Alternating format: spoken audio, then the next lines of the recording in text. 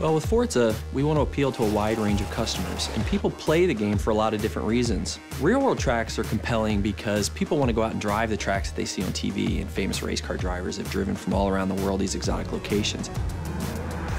Hockenheim in particular was a great opportunity for us to get a track in Germany and have some balance across Europe. Hockenheim's a great track. It's been in DTM, it's been in lots of great sports car racing as well as other types of racing around the world. It's a really old track. It's a very high-speed track. So it had a lot of great components for us. Hockenheim is very different from the Alps. It's in the middle of Germany, so it's one of the flattest tracks in the world. There really isn't any elevation change to the track itself. So it's just a very different experience. It's completely surrounded by trees, almost that sort of Black Forest feel, so that's something that we try to keep in mind as well. Last year, Turn 10 Studios traveled to Germany to capture the track to bring it to life in Forza Motorsport 4. First thing we wanted to do was drive around the track and get multiple perspectives of video for reference, and that really helps us get a good feeling for the track and help the other artists that weren't fortunate enough to come on the trip be able to get a real perspective of how things correlate to one another.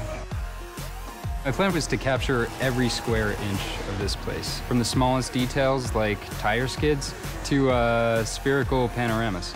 Between the three of us, I would estimate that we won't be leaving this track with less than 10,000 photos. We have many different techniques for capturing the track. One of them is that we lay down GPS splines. So we'll actually walk or drive around the track with different GPS devices so that we can accurately reproduce the topography and the camber of the track. There's a guy that wears this military-grade GPS harness with his little antenna. It's sub-centimeter accurate on the horizontal and it's sub-foot accurate on the vertical. And he walks the edges of the tracks. The poor guy that has this has to walk the inner and outer loops of this circuit and then get the outer barrier so that we get the exact information of where the ribbon goes, where the curbing is, where the walls are, all the structures. Everything is inch perfect where this stuff exists, all the camber angles in the corners. Generally, the process for creating a track tends to be the same for all tracks. There'll be slight differences between real-world and fictional tracks, but the first thing we say is, what is the feel for this track? What are we trying to impart to the player? When it comes to real-world tracks, we want to make them as accurate as possible. Hockenheim in particular, that comes down to the Mercedes grandstand. There's a grandstand there that's shaped like a giant C, and it dominates the entire track. It's almost like a monument to the area itself, so we've put a lot of detail into it. When you do look at it, it just has this sense of presence.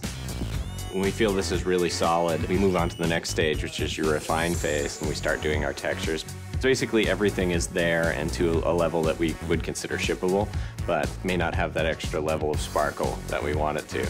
And then we take it into the polish phase, which is where all the love comes in. We get in and we model all the little details, where we try and say, okay, at this point, we know a lot of people are going to hit this corner, so we're actually going to scuff this corner up a little bit so that it's got a little bit of that character to it.